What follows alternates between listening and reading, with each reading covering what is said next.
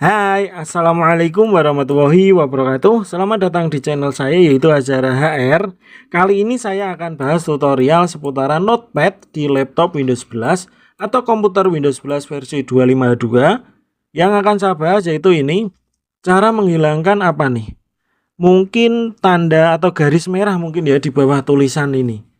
Oke, caranya yaitu pilih settings yang kanan atas ini.